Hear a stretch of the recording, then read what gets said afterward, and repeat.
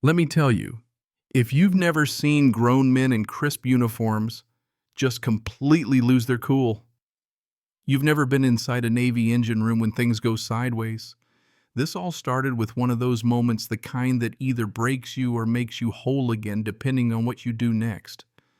The Arleigh Burke, one of the Navy's finest destroyers, was about to miss her mission because her heart, that big, roaring LM 2500 engine, just up and quit. You could practically smell the panic even through all that fancy cologne the officers wear. 5 top-tier engineers poked, prodded, and pleaded with her. Nothing. She just sat there dead in the water, not a hint of life. And then, as if someone suddenly remembered the old ghost stories, my name came up. So there I was, Brandon Clark, grease under my nails, boots, older than some of those officers walking through the naval base gate, like some kind of relic. I didn't bring a briefcase or even a clipboard, just my battered toolbox and an old brass rod. Let me have silence, I told them, and I could see the smirks.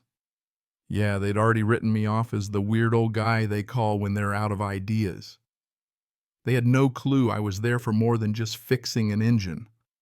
I was dragging a piece of myself back into that hangar, a piece they'd tried their best to forget. See, I grew up by the coast, always tinkering, always listening to the way machines talk.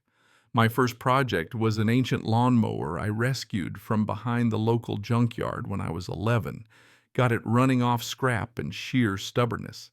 By high school, I was the one local fisherman called when their engines started coughing. Never took a class. I just listened. Machines have their own language, you get to know it, and you can almost hear what's wrong before it happens. So when the Navy offered me a shot at real engineering, I jumped. I served built engines for ships big enough to cast a shadow over your house, but my proudest work was on the very destroyer now, sitting crippled in that dock.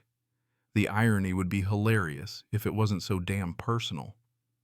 See, years ago, a similar engine on my watch blew during a simple drill. The brass moved faster than lightning to blame someone, and guess who got the short straw? One hearing barely a word from me, and that was it. Retirement with a handshake and a generic letter. You know what I mean? Sometimes it feels like the whole system's built on never admitting a mistake.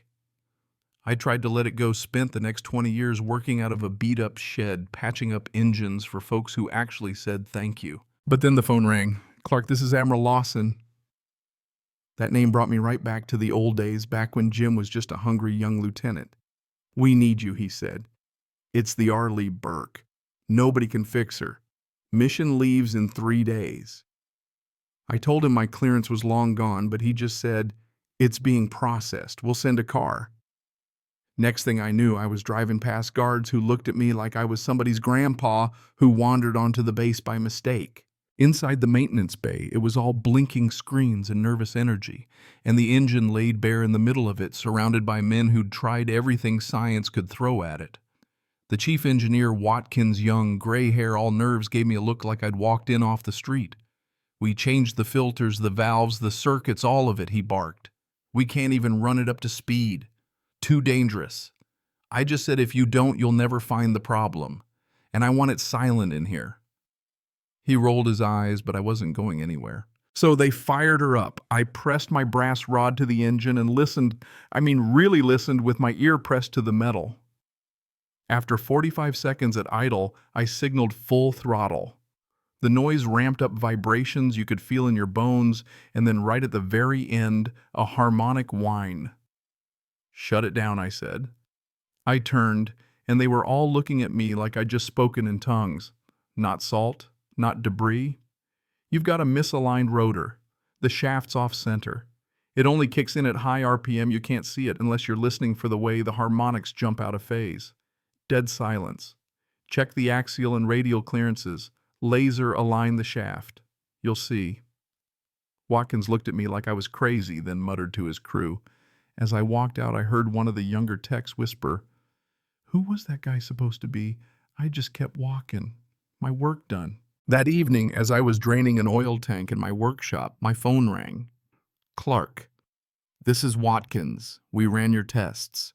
Laser alignment. You were right. The rotor was off. We would have never found it. Admiral says you saved the mission. There was a quiet pride in his voice and a humility, too, the kind you only get after the machine humbles you a few times.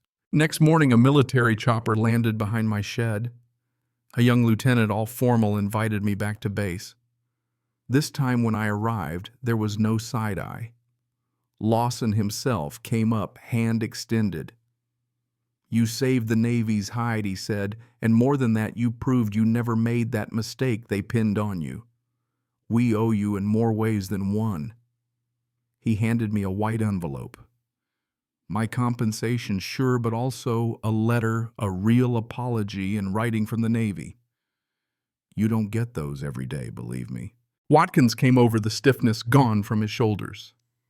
"You know, I've studied that engine for years, but you taught me something new," he said. I just nodded. Sometimes the real lessons don't come from the books. As I walked out to the helipad, the clouds hanging low, I looked out at the Arleigh Burke. Her engines were running and she was ready for her mission. It was almost like she was saying thank you in her own way. As the chopper lifted me up over the bay, I looked down the ship, the base, all of it growing smaller. Funny how a place can break you and make you whole again, all in the space of a couple of days. And I found myself thinking maybe the Navy finally learned something too, that experience doesn't always come with a fresh pair of overalls or a stack of certifications. Sometimes it comes with scars and the kind of quiet pride you don't brag about at dinner parties. So now when I hear that engine roar out across the water, I know there's a piece of me going with her, and maybe, just maybe, a piece of justice done right. But, that's just my side of things. I bet if you asked Watkins or Lawson, you'd get a whole different story. And maybe that's how it should be. Life's messy like that. So what do you think? Was I right to go back and fix what the Navy broke all those years ago? Or should I have just let it lie?